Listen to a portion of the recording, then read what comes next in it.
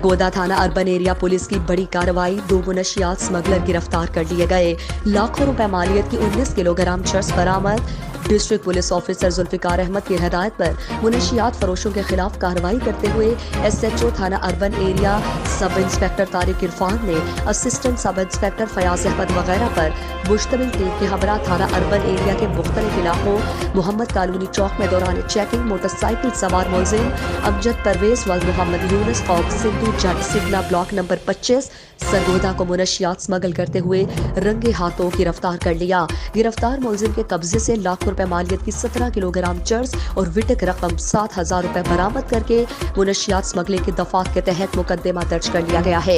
इस सिलसिले में SDPO सिटी ऑफिस में एक प्रेस कॉन्फ्रेंस का इनेकाद किया गया, जिससे खिताब करते हुए ASP सिटी मोहम्मद शुएब ने सहाफियों से गुफ्तगू करते हुए कहा कि मुनशियात फरोशी एक लानत है जो हमारे लोगों खुसूसन नौजवान नस्ल को तबाह कर रही है। गिरफ्तार मुलजिम दूसरे सूबे से मुनशियात खरीद कर सरगोदा के मुख्तलिफ इलाकों में फरोख्त के लिए ले जा रहा था, जिसको कामयाब कार्रवाई करते हुए मुनशियात स्मगलिंग गिरफ्तार कर लिया। जबकि मुनशियात स्मगलिंग में इस्तेमाल होने वाली मोटरसाइकिल को भी कब्जे में ले लिया गया। जबकि दूसरी कार्रवाई में बदनाम जमाना मुनशियात फरोश इफ्तिखार अहमद वल्द बशीर अहमद कौम वड़ाइक सिकना चक नंबर 88 जनूबी से 2 किलोग्राम चर्स बरामद करके मुनशियात फरोशी की दफात के तहत मुकदमा दर्ज कर लिया गया है।